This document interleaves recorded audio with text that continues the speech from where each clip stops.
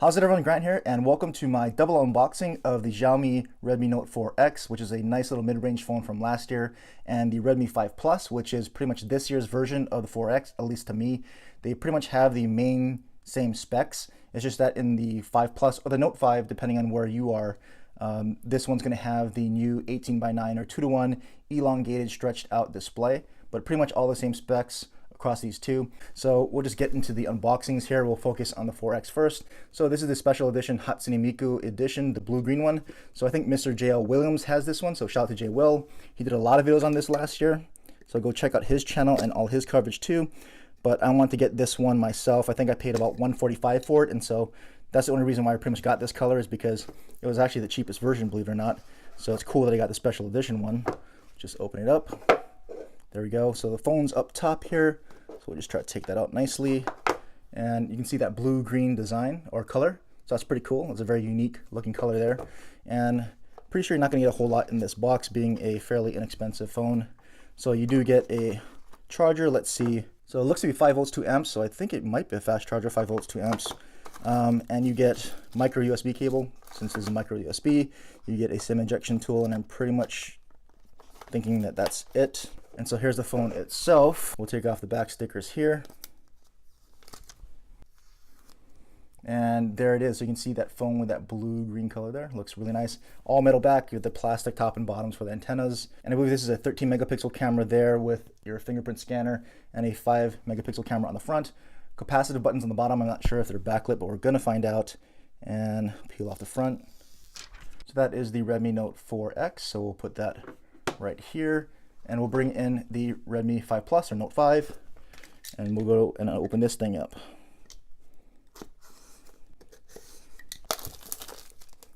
And as you can see here, this is the global version, so it's got the global ROM, and we'll go and unbox it. And there we go. So phone's not on top on this one. We'll pull this out. This is a case, so you actually get a case with the 5 Plus. You don't get one with the 4X. Looks like a TPU case. We'll get to that in a bit. Here's the phone itself. So I actually got that blue version, so this looks pretty cool. So you can compare the blue-green to this more traditional blue color. Pull off the sticker. So there you go. Nice blue color. So same metal back with the plastic top and bottom for the antennas. I believe this is a 12 megapixel camera instead of 13 on the 4X, but this will have bigger pixels. So it should be maybe slightly better in low light. We'll test that out. You see the flash there as well as a fingerprint scanner. And on the front you have, I believe, the same 5 megapixel front facing camera as the 4X. We'll pull off the front sticker here if we can. So there you can see the front of the 5 Plus or Note 5. It's got that 18:9, really long and narrow aspect ratio display that pretty much every phone is moving towards regardless of the price point. This also has a micro USB port at the bottom, no Type-C on either of these, which is a little bit disappointing given that we're in 2018, and really everything should have Type-C. The rest of the box, you have just some basic instructions here from the 5 Plus, as well as a wall charger, and we'll see what this is. This does support fast charging supposedly. So yeah, this is a fast charger at 5 volts, 2 amps as well. Of course, international plug, but I've got some adapters for that. And this will be your micro USB charging cable, as you can see there. And you do get a SIM ejection tool, and that's pretty much it. So we can even take a quick look at the case here. So this should be a clear TPU case. And it's nice to give you cases because most case manufacturers aren't going to make accessories for these phones, which is why they tend to give you a free case most of the time. And so put that on there real quick. And you can see there, shows off that nice blue, whatever color you choose to get in the 5 Plus or Note 5, whatever you want to choose to call it. Okay, and we can do a really quick first boot up speed test here, just for fun. We'll have them race on the first boot.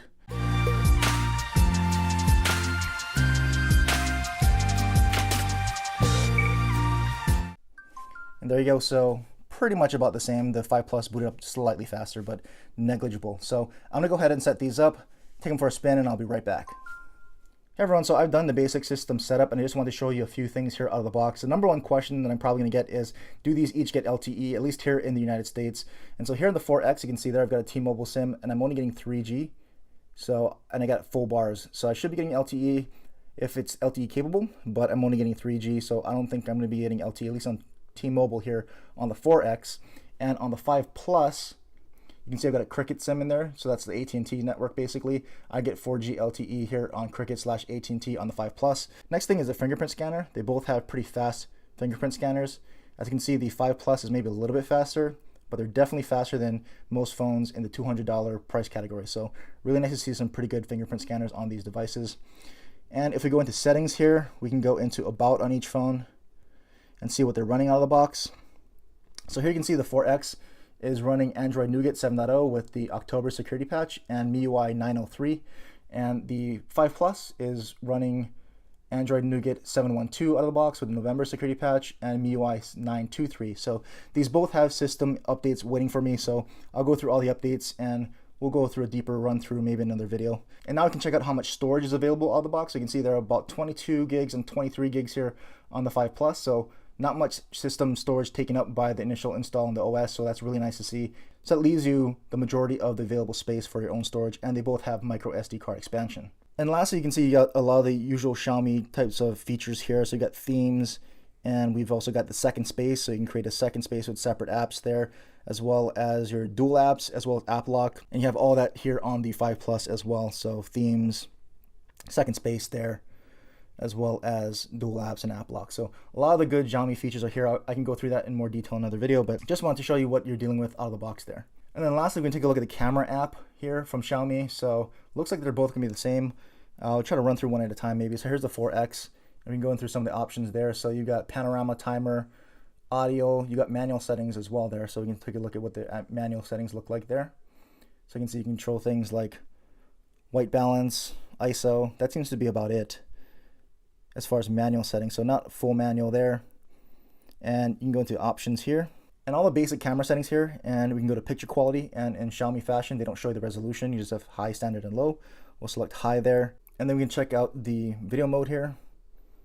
Hit options, you've got time lapse as well as slow motion.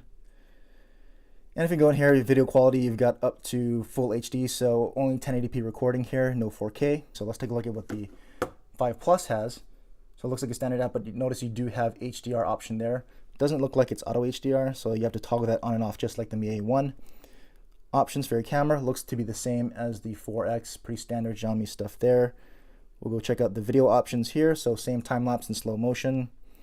And we can see what we can record at. Looks like we get 4K recording here on the 5 Plus. I don't see any option for 1080p 60 frames per second.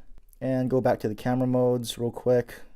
Settings, and seems to be also pretty standard there. Picture quality, same thing, high, standard, or low. So pretty basic stuff there from Xiaomi from the camera. So now I think I'll just go ahead and take some sample photos and video outside, and then we'll just go ahead and wrap up the video.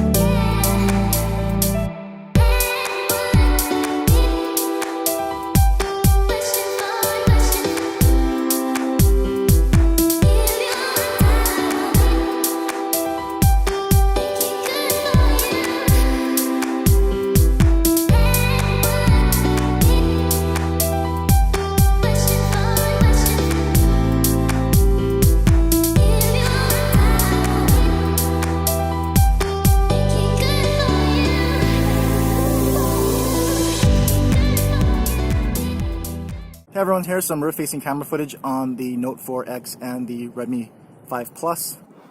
So both being shot 1080p 30 frames per second. And if you want to know, you can actually take pictures while shooting video on both these devices.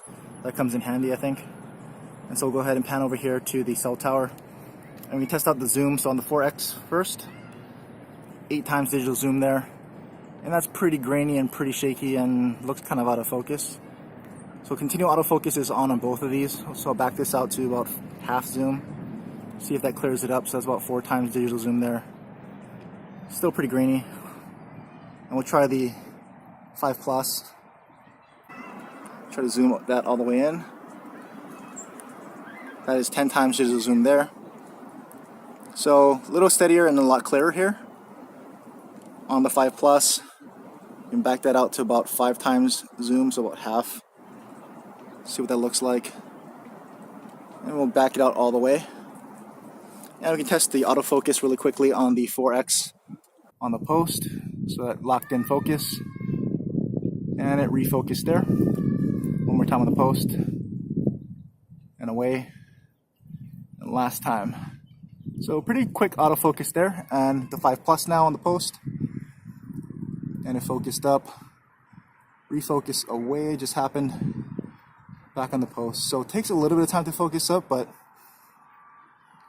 it just refocused there. So 5 Plus seems to take a little bit longer to refocus, but might actually have a little bit of better depth of field.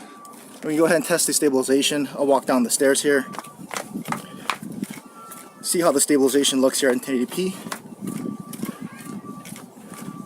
And this is the afternoon, so I'll go ahead and pan around back into the sun to see how the exposure on the camera handles that changing light.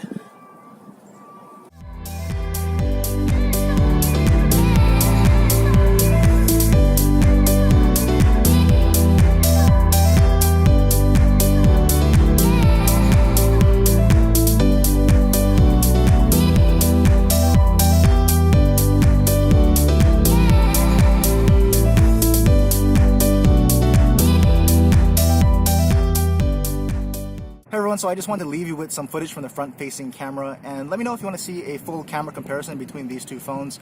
Initial impressions are that they're both very well built and are performing very nicely in the few hours that I've had them. I think this is where the more compelling and more interesting things are going to happen in the smartphone industry this year. This $200 to $300 price point and under, there's a lot of room to grow here, and it's very competitive right now.